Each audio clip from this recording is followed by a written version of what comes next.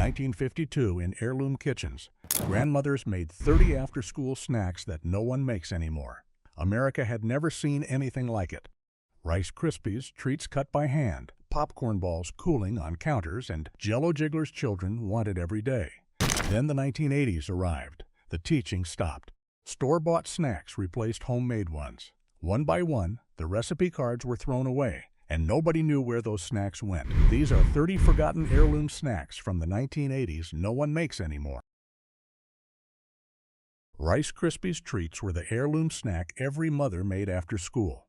This snack started in 1939 but became an American tradition in the 1980s. Mothers melted butter in a large pot on the stove. They added marshmallows and stirred until everything melted together into a sticky white mixture. They poured in Rice Krispies cereal and mixed fast before it cooled. The treats went into a greased pan. Mothers pressed them flat with buttered hands. They cut them into squares while still warm. The treats were chewy, sweet, and crispy all at once. Kids ate them within an hour. Every birthday party had a plate of them. Every bake sale sold out in minutes. Making them took 15 minutes. Mothers made them twice a week. Then microwave versions appeared in stores. Mothers stopped making them from scratch. The homemade version vanished. Store-bought treats never tasted the same. On a log was the heirloom snack mothers made when kids refused vegetables. This snack appeared in the 1950s but became wildly popular in the 1980s. Mothers washed celery stalks and cut them into 3-inch pieces. They filled the hollow center with creamy peanut butter using a butter knife. They pressed raisins into the peanut butter in a line to look like ants crawling on a log. The snack was crunchy, creamy, and slightly sweet. Kids loved making them because it felt like playing with food. Mothers loved them because celery was healthy and peanut butter had protein. Schools served them during snack time. Summer camps made them during craft activities. The recipe required 3 ingredients and 0 cooking. Every child in the 1980s knew this snack by name. Then pre-packaged snack packs replaced homemade versions. Mothers stopped making them. The tradition disappeared. Today's kids have never heard of ants on a log. Chex Party Mix was the heirloom snack grandmothers made for every holiday gathering. This recipe came from the back of Chex cereal boxes in the 1950s, but exploded in popularity during the 1980s. Grandmothers combined 3 types of Chex cereal in a giant roasting pan with pretzels, nuts, and bagel chips. They melted butter in a small saucepan and stirred in Worcestershire sauce and seasoned salt. They drizzled the butter mixture over everything and stirred carefully with a wooden spoon. The pan went into a low oven for 1 hour. Grandmothers stirred it every 15 minutes. The whole house smelled like butter and garlic. The mix came out toasted, crunchy, and salty. Families ate it while watching football games and opening Christmas presents. Making a batch took 2 hours. Grandmothers made gallons of it. Then pre-bagged snack mixes appeared in grocery stores. Homemade versions disappeared. The recipe stayed on cereal boxes, but nobody made it anymore. Many of you have been asking where to find these recipes. We've gathered hundreds of them from the Depression era through the 1970s in our cookbook, Grandma's Kitchen. Complete instructions, pro tips in 10 chapters. Link is in the description below. Now, let's get back to the video. Cinnamon sugar toast was the heirloom snack mothers made for breakfast and after-school snacks. This simple recipe existed for generations but became an American staple in the 1980s. Mothers toasted bread slices in the toaster until golden brown. They spread softened butter on the hot toast immediately so it melted into every corner. They mixed cinnamon and white sugar together in a small bowl and sprinkled it generously over the buttered toast. Some mothers put the toast under the broiler for 30 seconds to caramelize the sugar. The toast came out sweet, crunchy, and fragrant. Kids ate it in under 2 minutes. The snack cost less than 20 cents to make. Mothers made it 5 days a week before school. Every child knew the smell of cinnamon toast. Then toaster pastries and frozen waffles replaced it. Mothers stopped making it. The tradition ended. Today's kids eat Pop-Tarts instead of homemade cinnamon toast. Graham cracker. Frosting sandwiches were the heirloom snack mothers made when kids wanted something sweet. This simple treat became incredibly popular in the 1980s at birthday parties and after school. Mothers broke graham crackers in half along the perforated line. They spread store-bought vanilla frosting on one half using a butter knife. They pressed the second half on top to make a sandwich. The crackers softened slightly from the frosting moisture.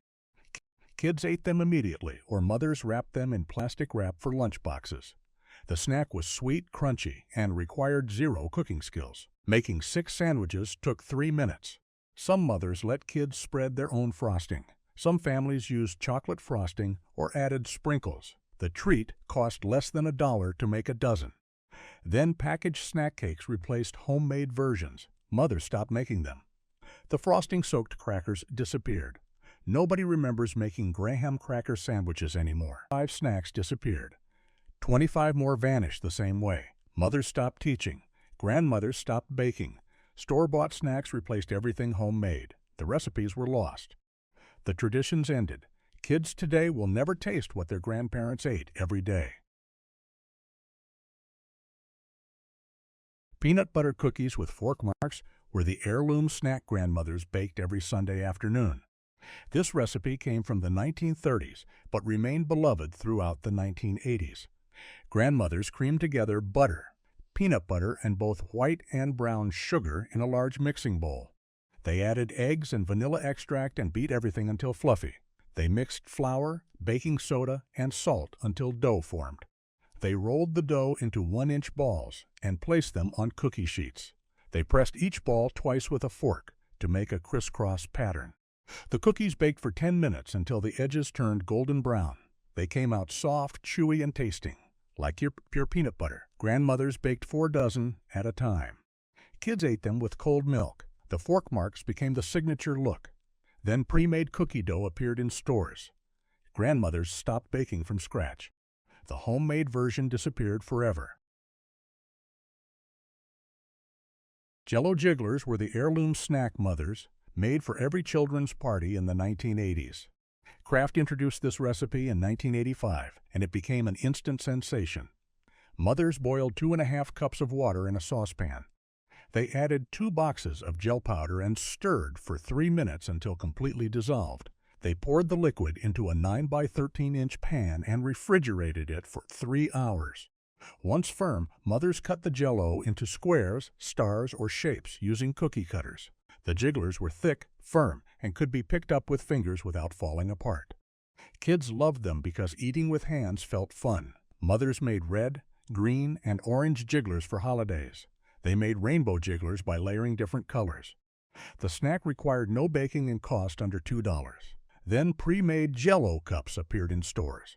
Mothers stopped making jigglers from scratch. The homemade tradition ended.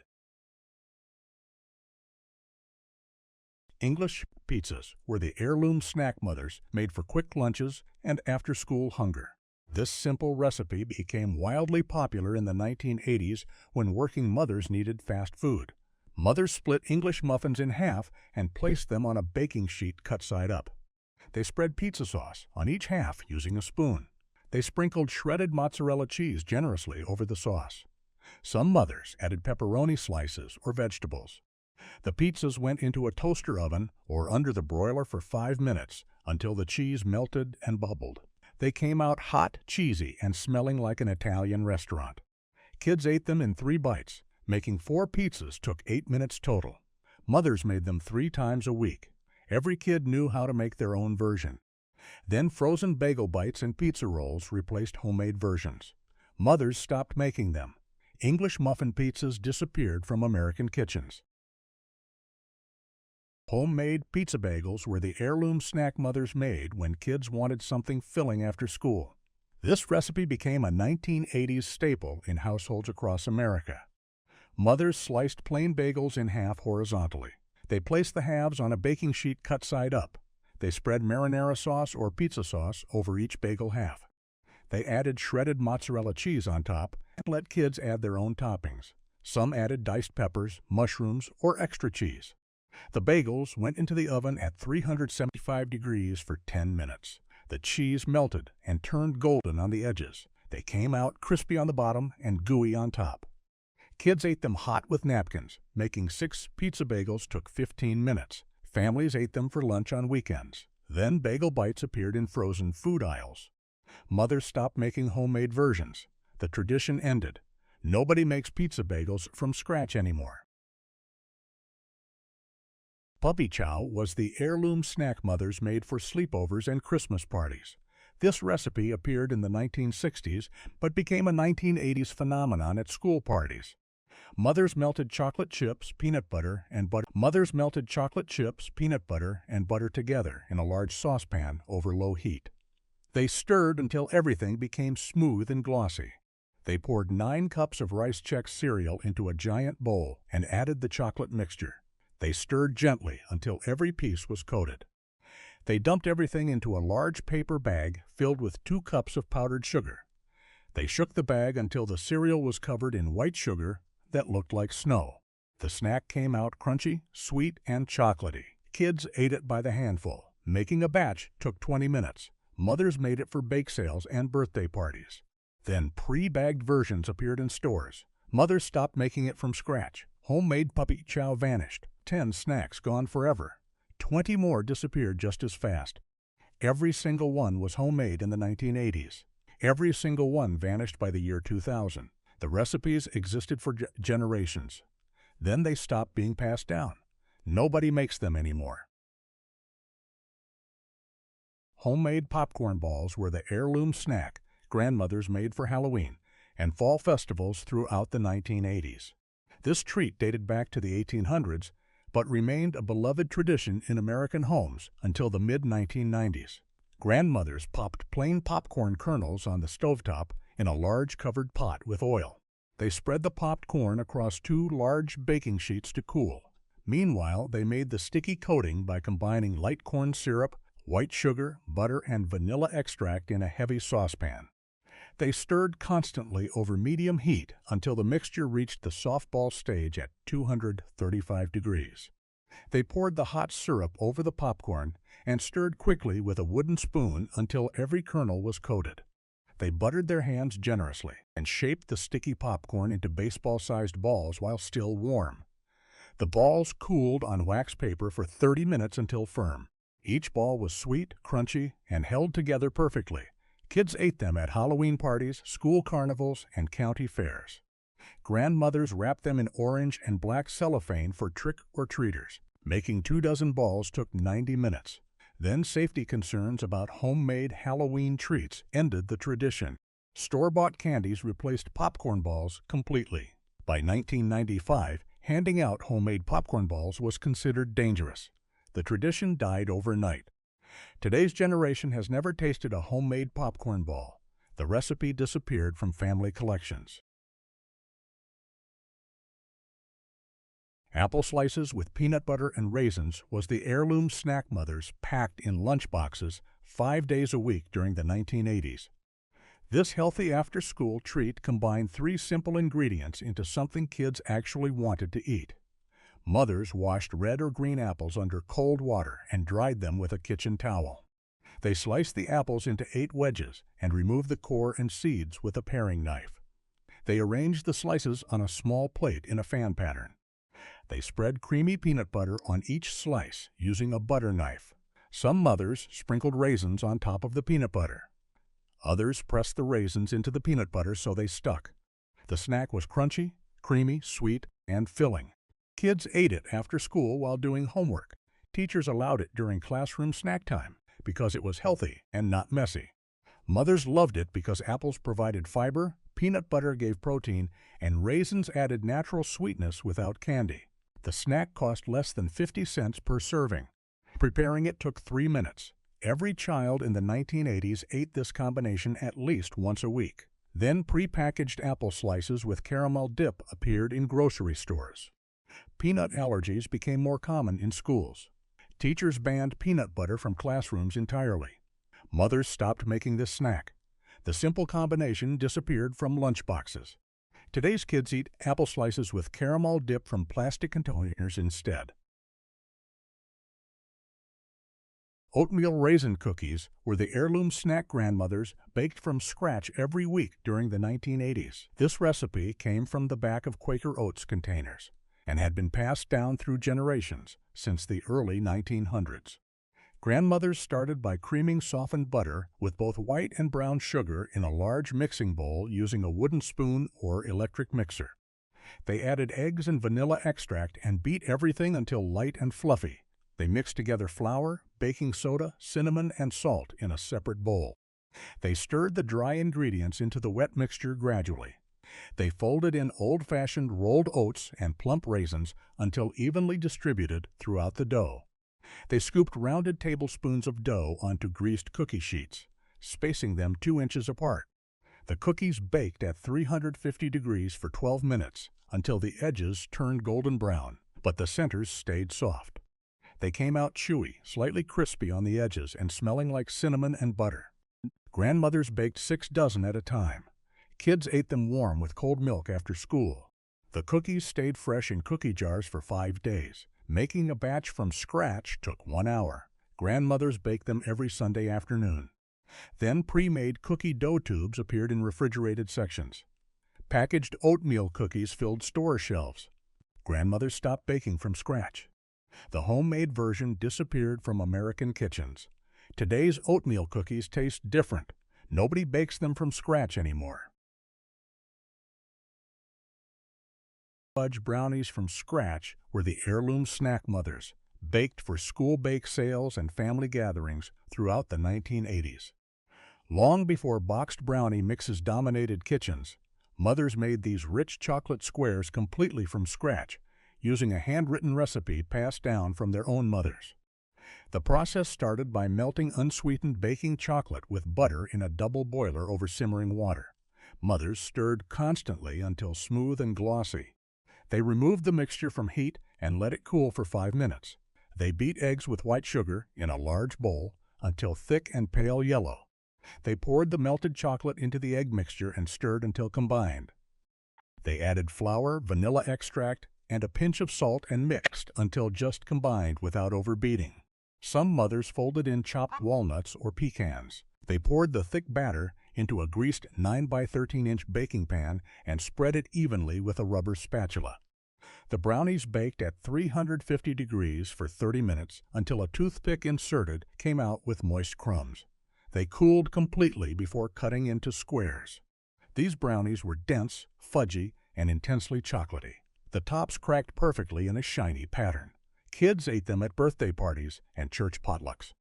Mothers cut them into 2-inch squares. Making brownies from scratch took 90 minutes. Then boxed brownie mixes promised the same results in half the time. Mothers stopped measuring cocoa and melting chocolate. Scratch brownies disappeared. Today's brownies come from Duncan Hines and Betty Crocker boxes. Sugar cookies from scratch were the heirloom snack grandmothers made for decorating during Christmas and Valentine's Day throughout the 1980s. These simple butter cookies required no fancy ingredients, but demanded skill and patience to roll out perfectly. Grandmothers creamed together softened butter and granulated sugar in a large bowl until light and fluffy. They added eggs and vanilla extract and beat until smooth. They mixed flour, baking powder, and salt in a separate bowl. They gradually added the dry ingredients to the wet mixture until soft dough formed. They divided the dough into 2 flat discs, wrapped them in plastic, and refrigerated for at least 2 hours. Once chilled, they rolled out the dough on a floured surface to 1/4 inch thickness. They cut shapes using metal cookie cutters in stars, hearts, trees, and circles.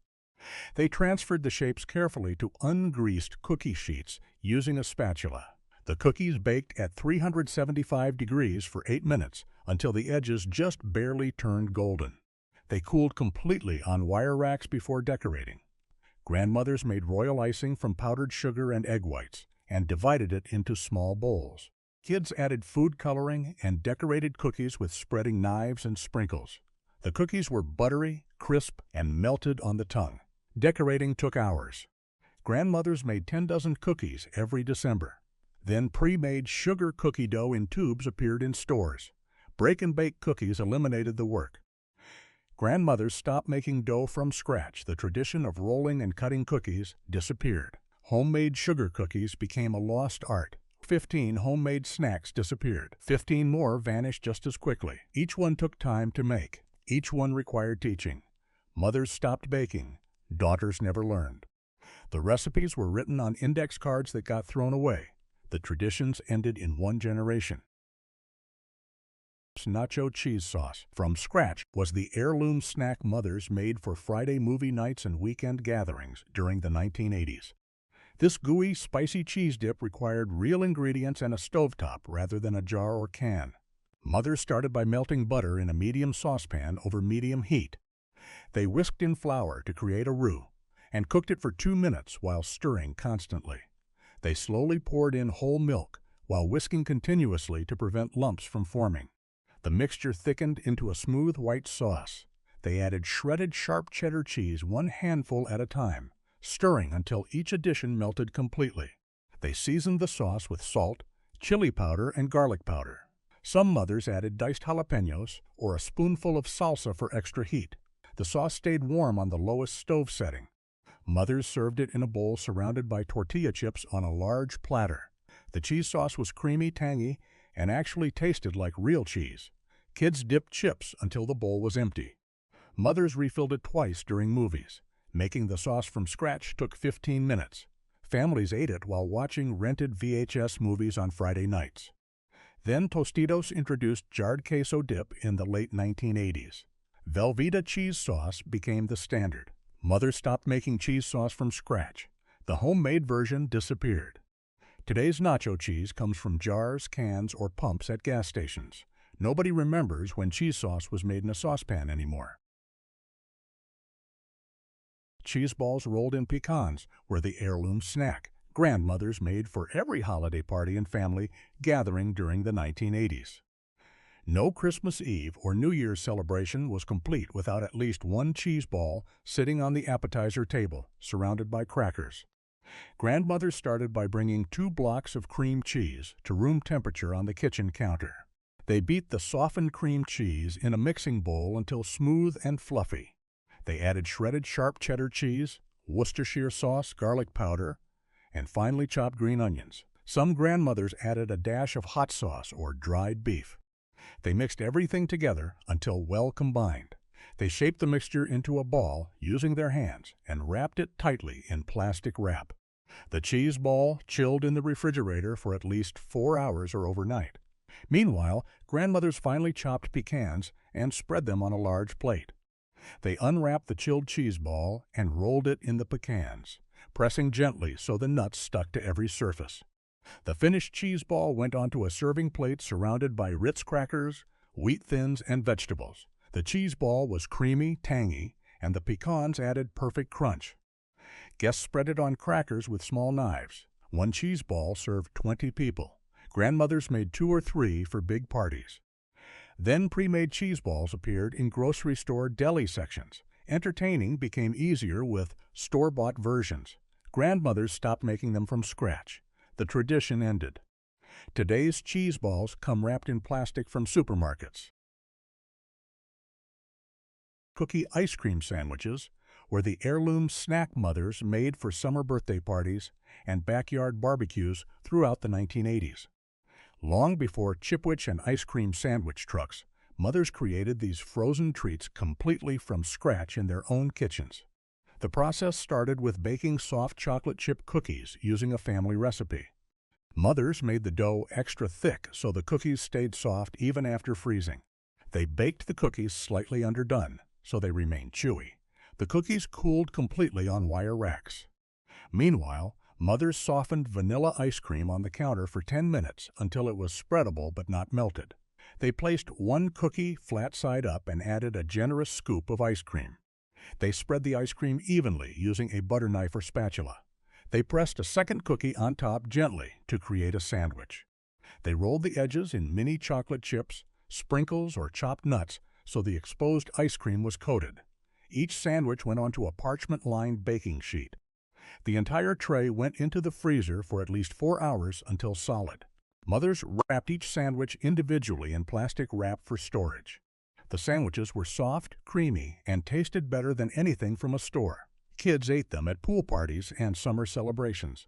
Mothers made 2 dozen at a time.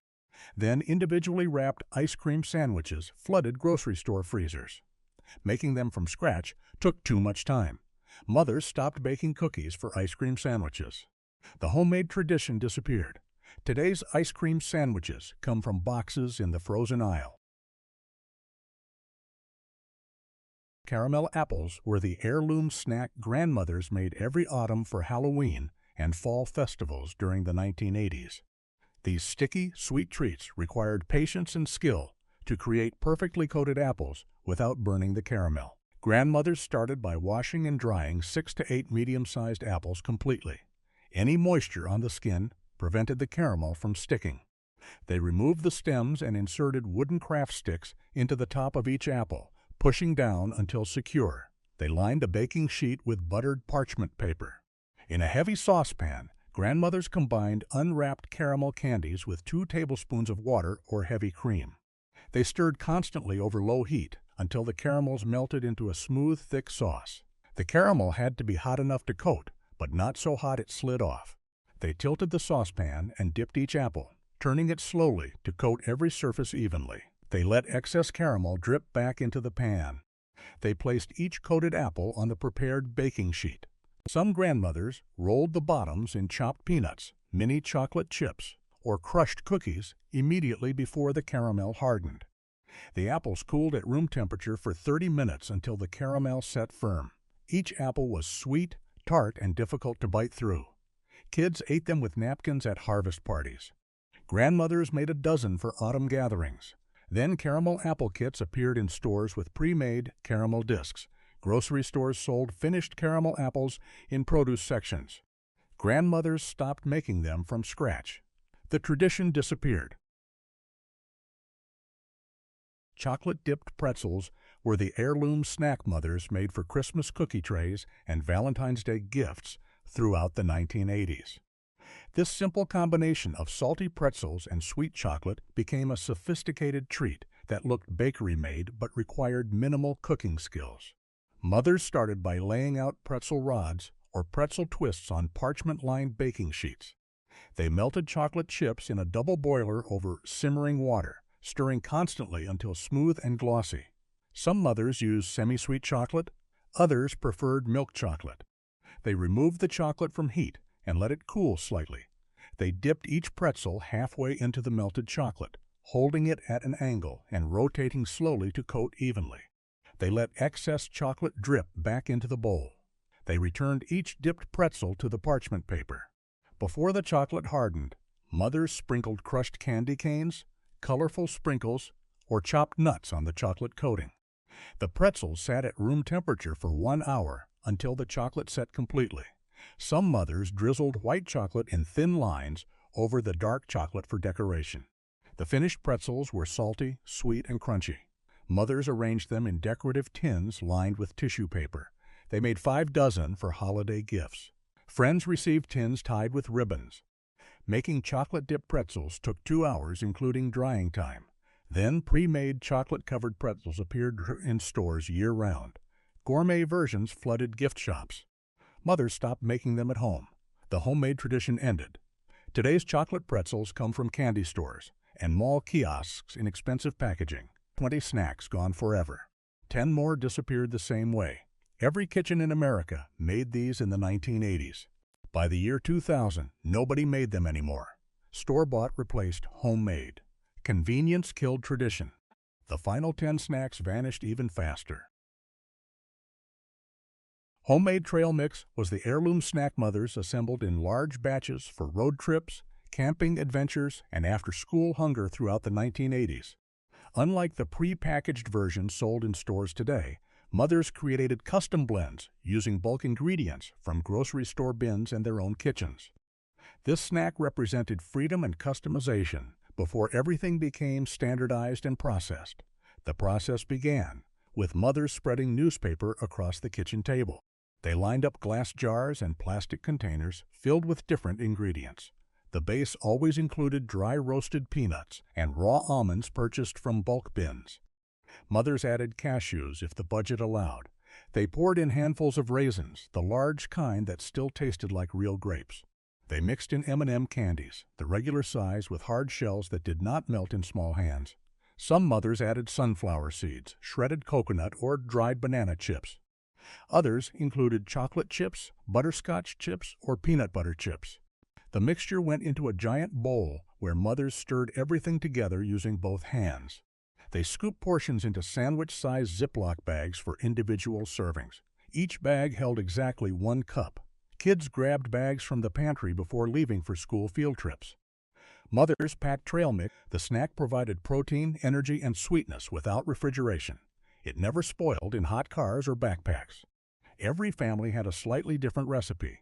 Some versions were more chocolatey. Others contained more nuts. The beauty was in the customization and the ritual of making it together. Mothers made trail mix once a month in 5-pound batches. The ingredients cost $3 total. Kids ate it while hiking, playing sports, or watching Saturday morning cartoons. Teachers allowed it during school snack time because it seemed healthier than candy. Trail mix represented adventure and the outdoors. Then pre-made trail mix appeared in grocery aisles in the late 1980s. Brands like Planters sold standardized versions in resealable bags.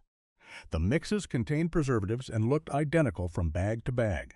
They cost 4 times more than homemade but saved time. Mothers stopped buying bulk ingredients. They stopped mixing custom blends. The ritual of creating family trail mix disappeared. By the mid-1990s, homemade trail mix vanished from American kitchens entirely. Today's trail mix comes from stores in uniform packages. The ingredients are measured precisely. Nobody mixes their own anymore.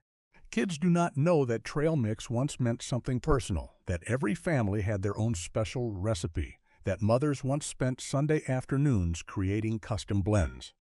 The tradition is completely forgotten. No-bake peanut butter Rice Krispie balls were the heirloom snack grandmothers made when they wanted something sweet without turning on the oven during hot summer months in the 1980s. These bite-sized treats combined the crunch of Rice Krispies cereal with the richness of peanut butter and the sweetness of chocolate coating. They appeared at every church potluck, school bake sale, and family reunion. The recipe required no baking skills, just strong hands for mixing and rolling.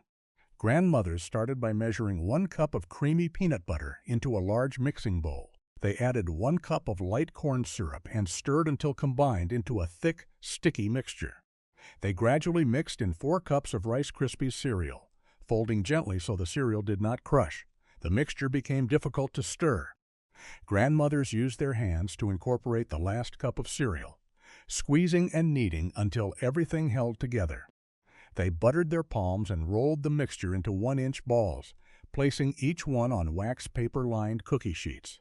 The balls chilled in the refrigerator for 30 minutes until firm. Meanwhile, grandmothers melted chocolate chips in a double boiler, with a tablespoon of shortening to thin the chocolate. They removed the chilled balls from the refrigerator and dipped each one into the melted chocolate using a fork, allowing excess chocolate to drip back into the pot. They returned each coated ball to the wax paper to harden. Some grandmothers drizzled melted white chocolate over the dark chocolate coating for decoration. The finished balls were crunchy, sweet, and satisfying. Each bite delivered peanut butter flavor, followed by chocolate coating and crispy cereal texture. Grandmothers made 10 dozen at a time. They stored them in cookie tins lined with wax paper between layers. The balls lasted 2 weeks in the refrigerator, though they rarely survived more than 3 days. Kids ate them as after-school snacks. Adults grabbed them during coffee breaks. They were small enough to pop in your mouth, but filling enough to satisfy hunger. Making a batch took 90 minutes, including chilling time. The ingredients cost less than $5. Grandmothers made them monthly during summer, when ovens stayed off. Then no-bake cookies and energy balls became trendy in the 2000s. Store-bought protein balls flooded health food stores. The original peanut butter Rice Krispie balls seemed old-fashioned and too sweet. Grandmothers stopped making them. The recipe disappeared from family collections. Today's no-bake treats use protein powder and natural sweeteners. Nobody makes peanut butter Rice Krispie balls anymore. The chocolate-covered version is completely forgotten. An entire generation never tasted them. Homemade fruit leather was the heirloom snack mothers made from fresh fruit in the 1980s, long before fruit roll-ups dominated lunchboxes across America. This chewy, naturally sweet snack required patience, time, and a working oven, but it contained only real fruit without artificial colors or corn syrup. Mothers made fruit leather during summer, when strawberries, peaches, and apples were abundant and inexpensive at farmers' markets. The process transformed fresh fruit into a portable snack that lasted for weeks. Mothers started by washing 4 cups of fresh strawberries, removing stems and leaves. They placed the berries in a blender with 2 tablespoons of honey and 1 tablespoon of lemon juice. They blended on high speed until the mixture became completely smooth with no chunks remaining. Some mothers used peaches, apricots, or a combination of fruits. They lined a jelly roll pan or cookie sheet with plastic wrap, smoothing out all wrinkles and bubbles. They poured the fruit puree onto the prepared pan and spread it evenly with a spatula to 1/4 inch thickness. The pan went into the oven set at 170 degrees. The fruit dried slowly for 6 to 8 hours with the oven door slightly open. Mothers checked it every hour. The leather was finished when it felt dry to the touch but still pliable, not crispy or sticky. They removed it from the oven and let it cool completely. They peeled the fruit leather off the plastic wrap in one piece. They cut it into strips using scissors or a pizza cutter. They rolled each strip and wrapped it in wax paper or plastic wrap for storage. The finished fruit leather was chewy, intensely fruity, and slightly tart. Kids peeled back the wrapper and ate the rolled strips at school. The leather stuck slightly to teeth but tasted like concentrated summer fruit. One batch made 12 rolls. Mothers made fruit leather weekly during berry season. They stored rolls in airtight containers for up to 3 months. Teachers allowed it for classroom snacks because it was pure fruit. Then General Mills introduced fruit roll-ups in 1983 with bright colors and fun shapes. The commercial versions contained sugar and artificial flavoring but took 0 effort. They came individually wrapped with cartoon characters printed on the packaging. Kids preferred the store-bought versions because they tasted sweeter and looked more exciting. Mothers stopped spending 8 hours making fruit leather from scratch. The homemade tradition disappeared almost immediately. By 1985, homemade fruit leather was considered old-fashioned and too much work. Today's fruit leather comes from stores in boxes. It contains added sugar and food coloring. Nobody makes it from real fruit anymore. The all-day process is completely forgotten. Frozen chocolate-covered banana pops were the heirloom snack mothers made during summer heat waves in the 1980s when kids wanted ice cream, but mothers wanted them to eat fruit. These frozen treats looked like indulgent desserts, but contained real bananas dipped in chocolate and frozen until solid. They became a staple at birthday pool parties, backyard barbecues, and Saturday afternoons. The recipe required minimal ingredients, but perfect timing to prevent chocolate from sliding off the frozen bananas. Mother started by peeling 4 ripe but firm bananas and cutting each one in half crosswise, creating 8 pieces. They inserted wooden popsicle sticks into the flat end of each banana piece, pushing halfway through.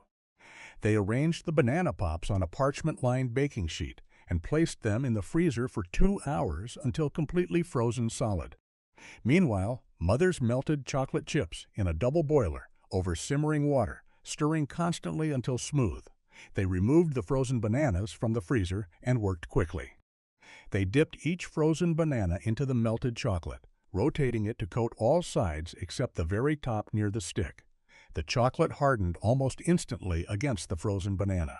Some mothers rolled the chocolate-covered bananas in chopped peanuts, shredded coconut, or colorful sprinkles. Before the chocolate set completely, they returned each coated pop to the parchment paper. The pops went back into the freezer for 30 minutes until the chocolate was rock solid.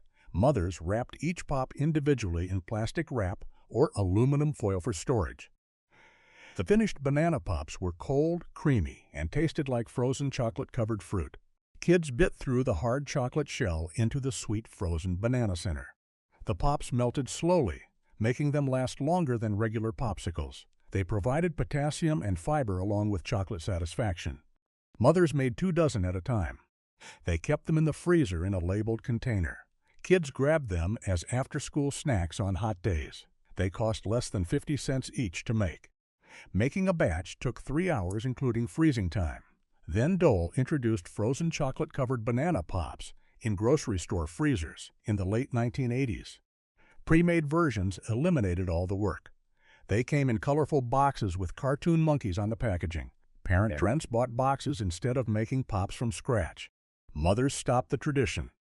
Homemade banana pops disappeared from American freezers. By the 1990s, frozen banana pops seemed like too much effort for something you could buy. Today's generation buys them from stores or ice cream trucks. Nobody makes chocolate-covered banana pops at home anymore. The ritual of dipping frozen bananas is completely lost.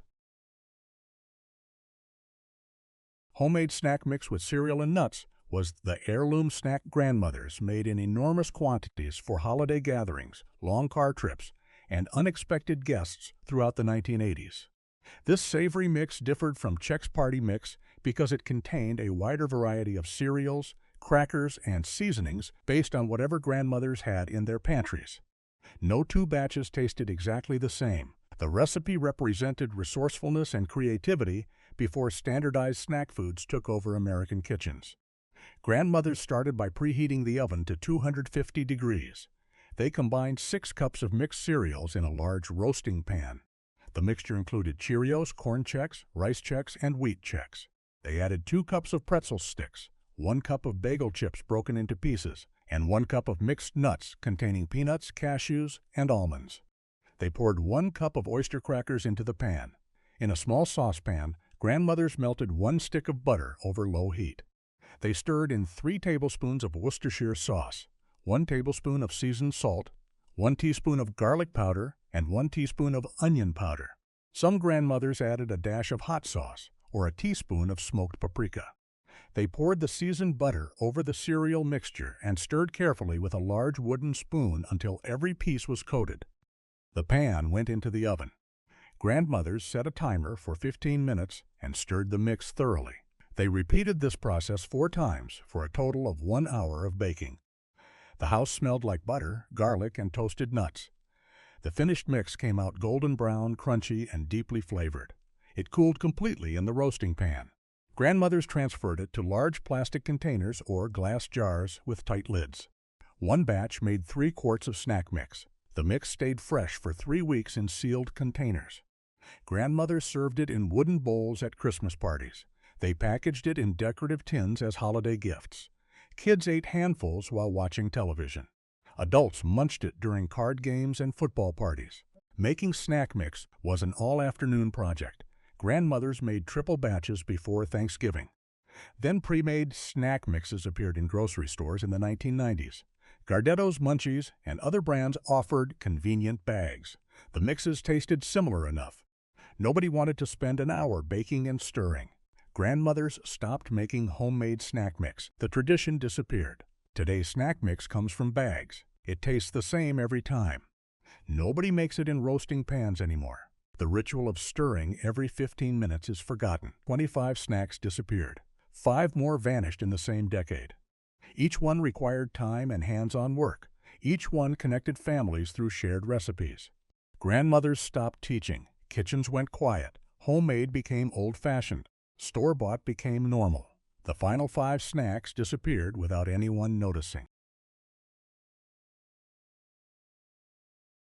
Cream cheese and olive-stuffed celery was the heirloom snack grandmothers prepared for every bridge club meeting, church social, and family gathering during the 1980s. This elegant appetizer required only 3 ingredients, but looked sophisticated on serving platters. It represented a time when entertaining meant homemade appetizers, not store-bought trays. Grandmothers served stuffed celery on their best china plates to guests who appreciated the effort behind simple food. The recipe came from their own grandmothers who served it in the 1920s and 1930s. Grandmothers started by washing 1 entire bunch of celery under cold running water. They separated the stalks and used a vegetable brush to remove any dirt trapped in the ridges. They dried each stalk thoroughly with kitchen towels. They trimmed both ends with a sharp knife and cut the stalks into 3-inch pieces. In a medium bowl, they softened 2 8-ounce blocks of cream cheese at room temperature. They stirred the cream cheese until smooth and spreadable. They drained a small jar of green olives stuffed with pimentos and chopped them finely into tiny pieces. Some grandmothers added a tablespoon of mayonnaise to make the filling creamier. They mixed the chopped olives into the cream cheese until evenly distributed.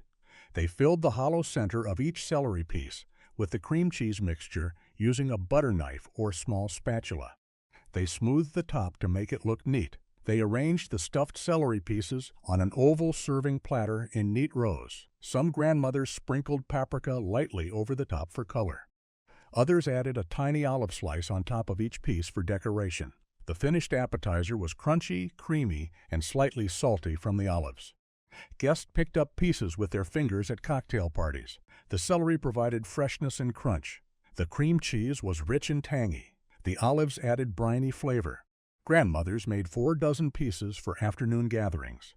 They prepared stuffed celery several hours ahead and covered the platter with plastic wrap. It stayed fresh in the refrigerator until serving time.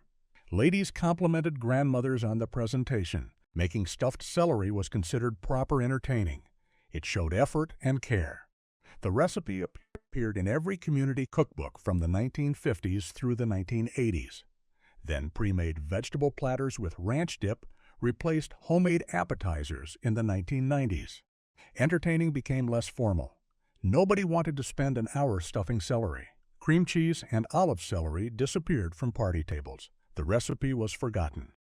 Today's appetizers come from grocery store deli counters on plastic trays. Nobody stuffs celery anymore. The elegant simplicity is completely lost. An entire generation never tasted this classic combination. Homemade soft pretzels were the heirloom snack mothers made from scratch on Saturday mornings during the 1980s when shopping malls were still special destinations and Auntie Anne's did not yet exist. These warm, salty, doughy pretzels required yeast, patience, and proper shaping technique, but the results rivaled anything sold at a carnival or fair. Making pretzels at home was an event, a project that turned ordinary weekends into memorable kitchen adventures for mothers and children working side by side. The process started with mothers dissolving 1 pan of active dry yeast in warm water with a teaspoon of sugar. They let it sit for 5 minutes until foamy, proving the yeast was alive. They added flour, melted butter, and salt, and kneaded the dough on a floured counter for 10 minutes until smooth and elastic. The dough rose in a greased bowl covered with a kitchen towel for 1 hour until doubled in size. Mothers punched down the risen dough and divided it into 8 equal pieces. They showed children how to roll each piece into a long rope about 20 inches long. They demonstrated the twisting motion to form the classic pretzel shape, forming a U shape, crossing the ends twice, and pressing them onto the bottom curve. Each shaped pretzel rested on parchment paper. Meanwhile, mothers boiled a large pot of water with baking soda. This step was crucial. They carefully lowered each pretzel into the boiling water for 30 seconds, flipping once. The boiling water bath created the signature chewy crust. They lifted the pretzels with a slotted spoon and returned them to the parchment paper. They brushed each pretzel with beaten egg wash and sprinkled coarse salt generously on top. The pretzels baked at 425 degrees for 12 minutes until deep golden brown. They came out hot, soft, and smelling like a mall food court. Mothers served them immediately with yellow mustard or melted butter for dipping. The pretzels were chewy on the outside and soft inside. The salt crystals provided the perfect contrast to the slightly sweet dough. Kids ate them warm, pulling them apart at the knots. Making soft pretzels took 3 hours from start to finish. Families made them once a month as special weekend treats. Then Auntie Anne's opened in malls in the late 1980s. Super Pretzel frozen pretzels appeared in grocery stores. Soft pretzels became something you bought, not made. Mothers stopped the elaborate process. The recipe disappeared from kitchen drawers. By the 1990s, homemade soft pretzels seemed impossibly difficult. Today's pretzels come from mall kiosks or frozen food aisles. Nobody makes them from scratch anymore. The tradition of shaping and boiling dough is forgotten.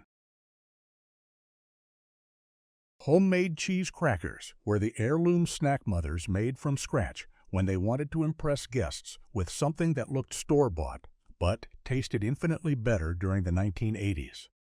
These buttery, crispy crackers packed intense cheese flavor into every bite and required just 4 ingredients. Making crackers at home seemed ambitious, almost revolutionary, during a decade when processed snacks dominated pantries. Yet mothers who mastered this recipe never bought boxed cheese crackers again. The process began with mothers grating 8 ounces of sharp cheddar cheese using the finest holes on a box grater. Pre-shredded cheese did not work because it contained anti-caking agents that prevented proper dough formation. They combined the freshly grated cheese with 4 tablespoons of softened butter in a mixing bowl. They stirred until the mixture resembled coarse crumbs. They added 1 cup of all-purpose flour and 1/4 teaspoon of salt. They mixed with their hands, squeezing and kneading until a smooth dough formed. The dough felt slightly oily from the butter and cheese. They shaped it into a flat disc, wrapped it in plastic wrap, and refrigerated it for 30 minutes. Meanwhile, mothers preheated the oven to 350 degrees. They rolled the chilled dough on a floured surface to 1/8 inch thickness, as thin as possible without tearing. They used a pizza cutter or sharp knife to cut the dough into 1-inch squares. Some mothers used small cookie cutters to make shapes. They carefully transferred the squares to ungreased baking sheets using a spatula, spacing them 1/2 inch apart. They used a toothpick to poke a single hole in the center of each cracker for decoration and to prevent bubbling. The crackers baked for 15 minutes until the edges turned golden brown. They cooled completely on the baking sheets where they crisped up further. The finished crackers were buttery, intensely cheesy, and shattered perfectly when bitten. They tasted like concentrated cheddar with a hint of salt. Mothers stored them in airtight containers where they stayed crispy for 2 weeks. Kids ate them as after-school snacks. Adults served them with wine and fruit. One batch made about 100 crackers. Making homemade cheese crackers took 2 hours, including chilling and baking time. Mothers made them monthly for special occasions. The crackers looked rustic and handmade, which was part of their charm. Then Cheez-Its, Goldfish, and other mass-produced cheese crackers became cheaper and more convenient. Nobody wanted to grate cheese and roll dough for crackers. Mothers stopped making them. The recipe disappeared. Today's cheese crackers come from boxes with cartoon mascots. They taste uniform and processed. Nobody makes cheese crackers from scratch anymore. The buttery, homemade version is completely forgotten. Homemade cinnamon rolls were the heirloom snack grandmothers made from scratch on Sunday mornings and special holidays throughout the 1980s when the smell of yeast dough and cinnamon sugar filled entire houses with warmth and anticipation. These soft, sweet rolls required yeast dough, patience for rising, and precise rolling technique, but the results created family memories that lasted lifetimes. Making cinnamon rolls from scratch was never quick or easy, which made them precious and worth the effort. Grandmothers started by warming milk with butter and sugar in a saucepan until the butter melted. They let the mixture cool to lukewarm. They dissolved yeast in warm water in a large bowl and added the milk mixture along with eggs. They gradually stirred in flour and salt until soft dough formed. They kneaded the dough on a floured counter for 8 minutes until smooth and elastic. The dough rose in a greased bowl covered with a towel for 90 minutes until doubled. Grandmothers punched down the risen dough and rolled it on a floured surface into a large rectangle, about 15 by 20 inches.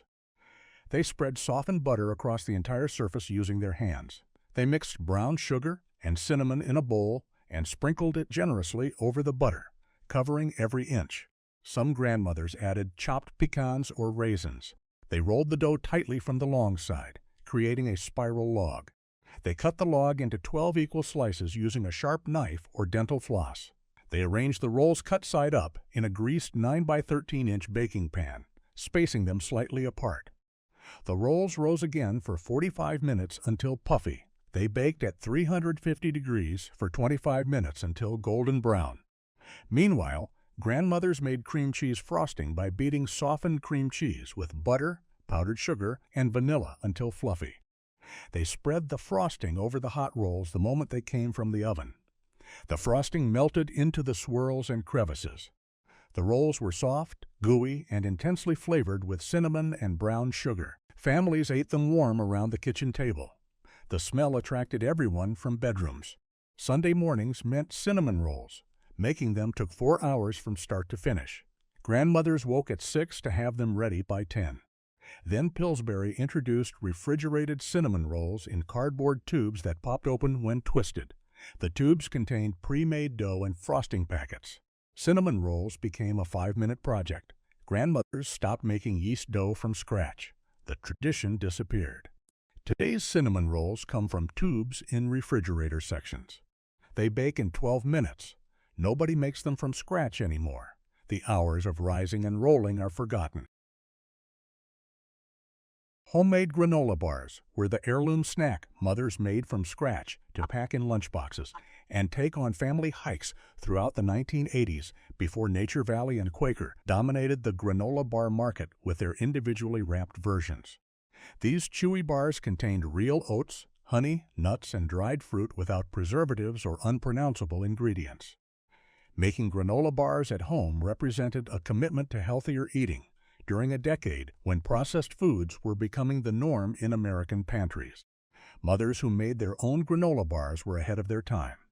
The process started with mothers combining 2 cups of old-fashioned rolled oats with 1 cup of crispy rice cereal in a large bowl. They added 1 cup of mixed nuts chopped roughly into pieces. They stirred in 1/2 cup of raisins or dried cranberries. In a small saucepan, they heated 1/3 cup of honey, 1/4 cup of packed brown sugar, and 4 tablespoons of butter over medium heat. They stirred constantly until the mixture came to a boil. They boiled for 2 minutes without stirring. They removed the pan from heat and added 1 teaspoon of vanilla extract. They poured the hot honey mixture over the oat mixture and stirred quickly until everything was evenly coated and sticky. They pressed the mixture firmly into a greased 9 by 13-inch baking pan using buttered hands or the back of a spatula. Pressing firmly was crucial for bars that held together. The pan cooled at room temperature for 1 hour. They cut the cooled mixture into bars using a sharp knife. Some mothers wrapped each bar individually in plastic wrap for lunchboxes. Others stored them in an airtight container with parchment paper between layers. The granola bars were chewy, slightly crunchy, and sweetened naturally with honey. They held together perfectly without crumbling. They provided sustained energy from oats and protein from nuts. Kids ate them during recess and after soccer practice. Mothers packed them for road trips and camping. 1 batch made 24 bars. The bars stayed fresh for 2 weeks stored properly. Making homemade granola bars took 90 minutes including cooling time. The ingredients cost less than $5. Mothers made them weekly. Then individually wrapped granola bars flooded grocery stores in the late 1980s. Nature Valley, Quaker, and dozens of other brands offered convenient options in boxes. The bars came in consistent flavors with longer shelf lives. Mothers stopped making granola bars from scratch. Buying them was easier. The homemade tradition disappeared. Today's granola bars come from stores in dozens of varieties. They contain preservatives and added sugars. Nobody makes them at home anymore. The simple honey-sweetened version is completely forgotten. Kids eat packaged bars without knowing homemade versions ever existed. 30 homemade snacks disappeared in 1 generation. Every single one was made by mothers and grandmothers in the 1980s. Every single one vanished by the year 2000. The recipes were written on index cards that got thrown away during kitchen renovations. The traditions ended when nobody had time to teach them anymore. Mothers worked full-time jobs. Daughters came home to empty houses. The after-school baking stopped. Store-bought snacks replaced everything homemade. Convenience killed the kitchen. Packages replaced mixing bowls. Wrappers replaced wax paper. Microwaves replaced ovens. Today's generation will never taste what their grandparents made every afternoon after school. They will never know that Rice Krispies treats were better when mothers made them from scratch with real butter and marshmallows. They will never smell cinnamon rolls rising on Sunday mornings, filling the entire house with warmth. They will never roll popcorn balls with buttered hands at Halloween. They will never dip pretzels in homemade chocolate. They will never cut Jell-O jigglers into shapes with cookie cutters. The snacks are gone forever. The recipes are lost. The memories are fading with every grandmother who passes away.